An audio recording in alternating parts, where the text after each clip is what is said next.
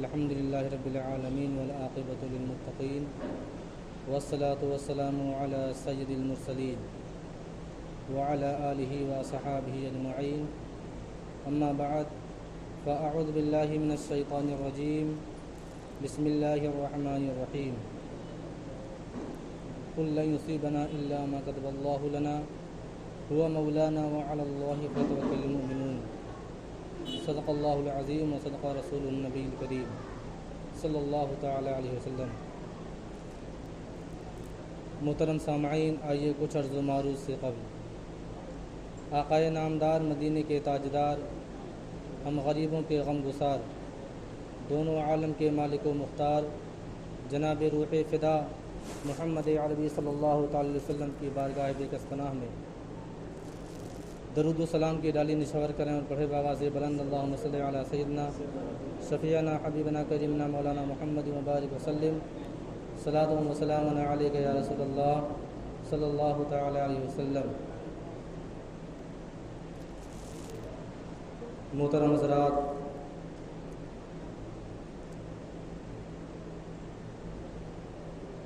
سفر المظفر کا مہینہ ہمارے مابین چل رہا ہے، جس کے تعلق سے پچھلے جمعہ کو گفتگو ہوئی تھی کہ اللہ تبارک و تعالیٰ نے اپنے تمام بندوں کے لیے نہ تو کوئی سال، نہ مہینہ اور نہ ہی کوئی دن برا رکھا ہے۔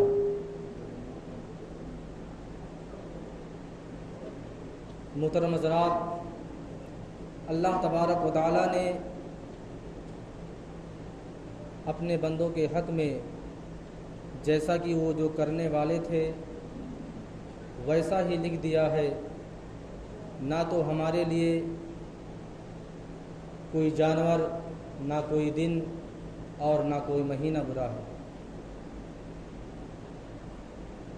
سب سے پہلے امت محمدیہ کو اپنے اندر اور اپنے گریبان میں جھانک کر دیکھنا ہوگا کہ ہم اللہ تبارک و تعالیٰ کے فرمان کے مطابق کس انداز میں چلتے ہیں اور کس انداز میں ہم اس دار فانی میں اللہ تبارک و تعالیٰ کی وحدانیت کو بجا لاتے ہیں۔ یقیناً آج ہر مسلمان کا وہ ماحول بن گیا ہے کہ جس نبی نے ہمیں نماز کا حکم دیا، جس نبی نے ہمیں پردے اور دوسرے احکام شریعت پر چلنے کا بہترین طریقہ بتایا، آج تمام امت مسلمہ، تمام امت محمدیہ اس سے کوسوں دور نظر آتی ہے۔ آج ہمارا حال اور ہماری پریشانیاں، ہمارے اوپر آئے ہوئے مصائب اور مصیبتوں کے پہاڑ کیوں توڑے جا رہے ہیں؟ یقیناً اگر امت مسلمہ، امت محمدیہ اگر امام الانبیاء کے بتائے ہوئے احکام پر چلتے تو یقیناً ہماری کہیں بھی کوئی پریشانی نظر نہیں آتی۔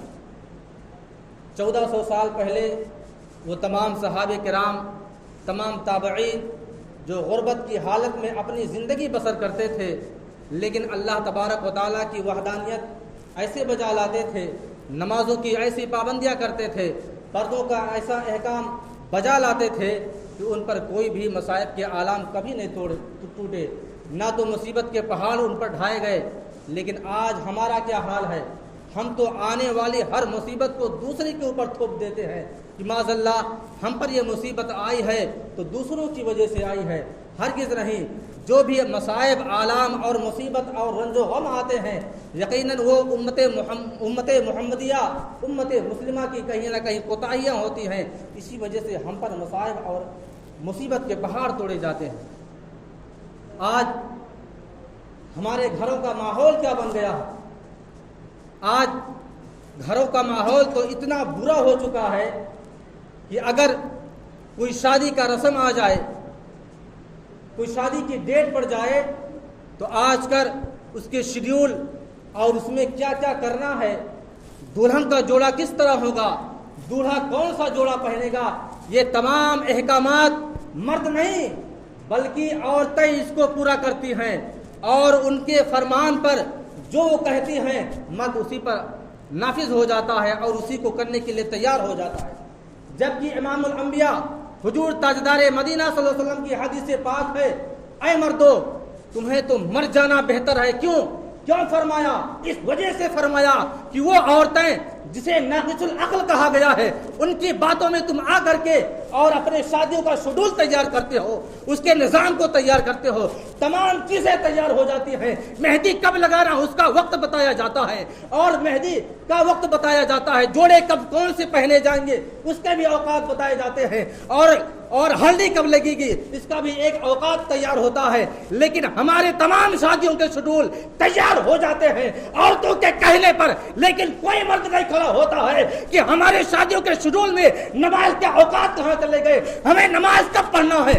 آج ہمارا ماحول کیا بنا ہوا ہے، ماحول ایسا ہو گیا ہے کہ وہ عورتیں جو 50,000 کا میک اپ کرا کر کے آتی ہیں، اور جب نمازوں سے کتنا دور نظر آتی ہیں۔ اگر انہیں نماز پڑھنے کے احکام کو جاری کر دیا جائے، اگر نماز پڑھنے کے لیے کہہ دیا جائے تو کہتی ہے کہ اگر ہم وضو کریں گے تو ہمارا 50,000 کا میک اپ جو بیوٹی پارلر میں میں نے جا کے کروایا ہے تمام خراب ہو جائے گا۔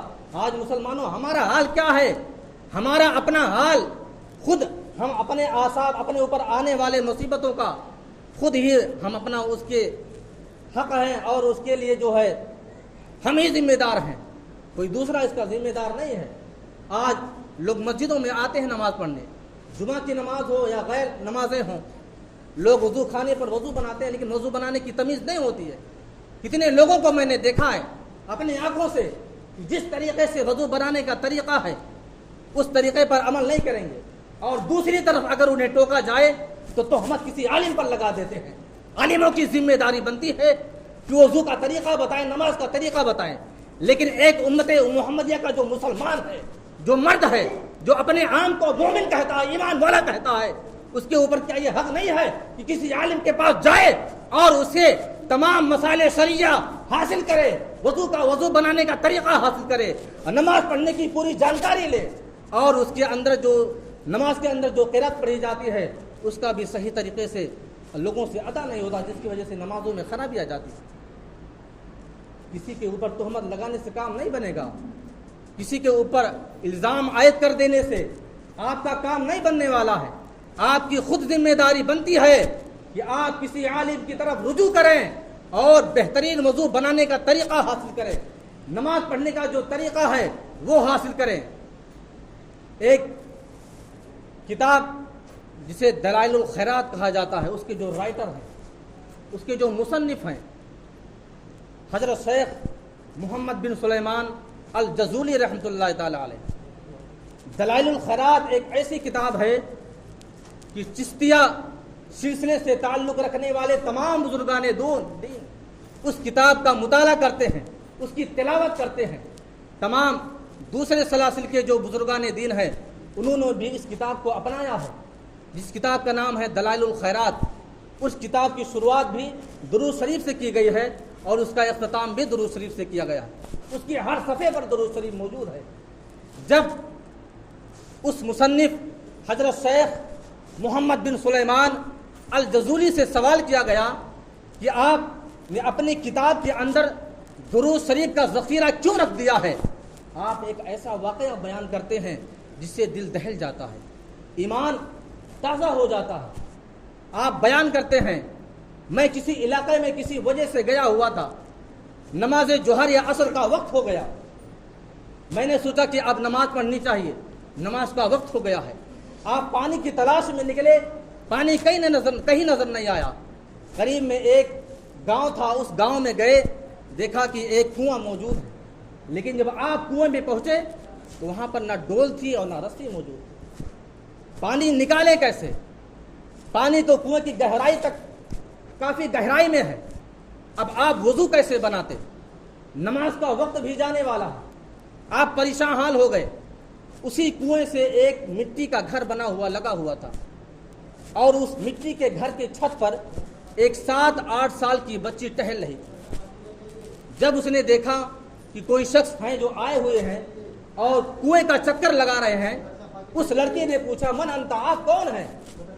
انہوں نے فرمایا مجھے شیخ محمد بن سلیمان الجزولی کہتے ہیں۔ اس لڑکی نے کہا کہ آپ کی ولایت کا ڈنکا تو پورے شہر میں بجتا ہے، آپ کی ولایت کا ڈنکا پورے مصر میں گونجتا ہے، آپ پریشان حال کیوں ہیں؟ اتنے بڑے ولی ہونے کے بعد آپ پریشان کیوں نظر آ رہے ہیں؟ انہوں نے کہا بیٹی مجھے وضو کرنا ہے، لیکن کنویں پر نہ تو رسی موجود ہے اور نہ ڈول موجود ہے۔ اب اس لڑکی نے ایسا فصیح جملہ کہا کہ آپ سنیں گے تو ایمان تازہ ہو جائے گا۔ اس نے کہا کہ آپ اللہ کے اتنے بڑے ولی ہیں اور پانی آپ کنویں سے نکالنا نہیں جانتے، آپ کو طریقہ نہیں معلوم ہے کہ کنویں سے پانی کیسے نکالا جاتا ہے۔ وہ فرماتے ہیں شیخ محمد بن سلیمان الجزولی فرماتے ہیں اس بچی بولتی تھی، اس کے منہ سے پھول جھڑتے تھے، ایسے ایسے الفاظ ادا کرتی تھی وہ کہ اس کے منہ سے پھول جھڑتے تھے۔ میں صرف آپ کو یہ بتانا چاہتا ہوں کہ آج کی عورتوں کو دیکھو اور پرانے زمانے کی بچیوں کا حال دیکھو، کیسا حال تھا، امام الانبیاء پر کیسے مر مٹ جاتی تھی۔ آج تو ہم 5 وقتہ نماز پڑھنے سے دور و کوس نظر آتے ہیں۔ آج ہمارا ماحول کیا بن گیا ہے؟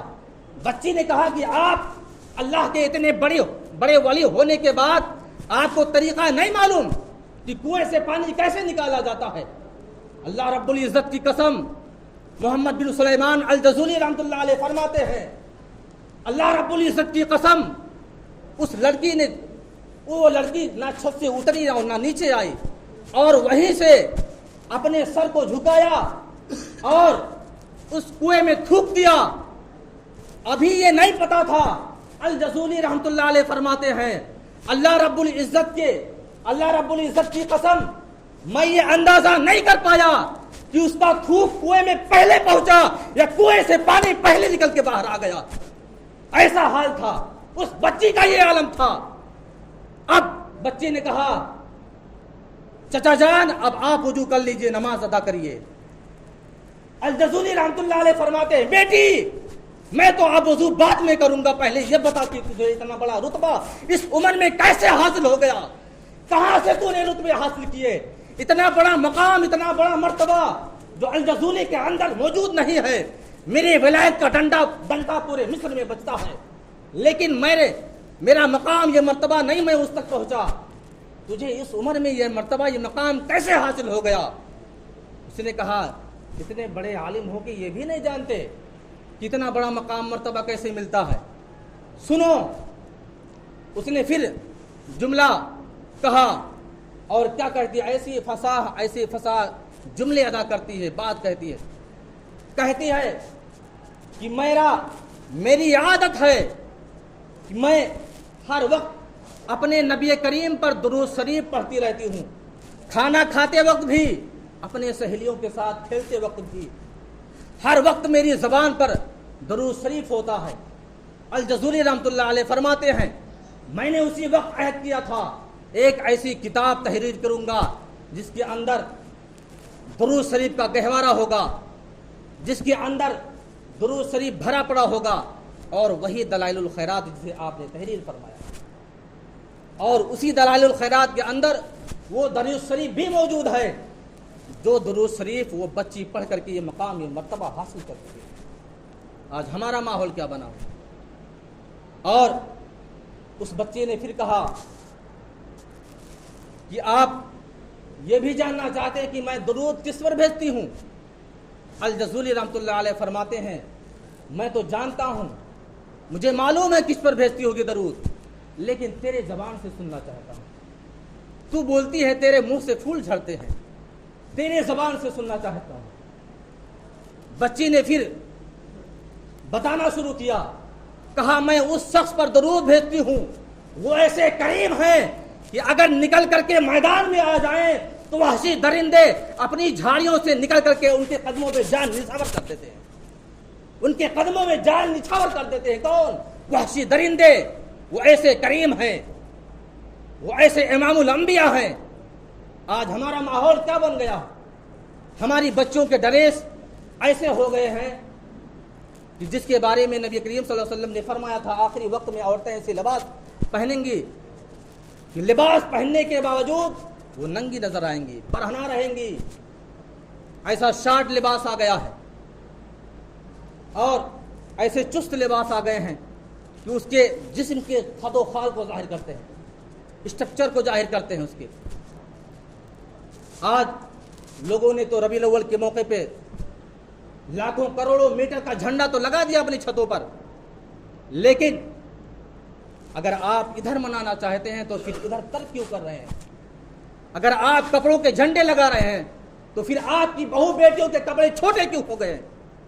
میں آپ کو ایک انداز دینا چاہتا ہوں، اس بچی کا حوالہ لے کر کے آپ اپنے گریبان میں جھانک کر کے دیکھیے ہمارا آپ کا ماحول کیا ہو گیا ہے، ہماری حالتیں کیا ہو گئی ہیں۔ آج ہم ہر جگہ ٹھوکر کیوں کھاتے ہیں؟ ہر منزل پر، ہر مقام پر ہمیں کیوں ستایا جاتا ہے؟ اسی وجہ سے کہ فرمان نبی کو ہم نے طاق میں رکھ دیا ہے۔ اور اگر کسی کے گھر میں چلا جائے کبھی کوئی تو گھر میں جانے کے بعد پوچھنا پڑتا قرآن کہاں رکھا ہے، لیکن اسی جگہ پر ویسیآر سی ڈی اور ٹی وی کو نہیں پوچھنا چاہتا، نہیں پوچھنا پڑتا ہے۔ اور جس چیز کو ہمیں سجا کر کے رکھنا تھا اسے ہم نے چھپا کے رکھ دیا، اور جسے چھپا کر کے رکھنا تھا اسے ہم نے سجا کر کے رکھ دیا۔ آج گھر میں کسی کے گھر میں چلے جائیں آپ، ٹی وی آپ کو پہلے نظر آئے گا، قرآن آپ کو چاہیے تو پوچھنا پڑے گا قرآن کہاں رکھا ہے۔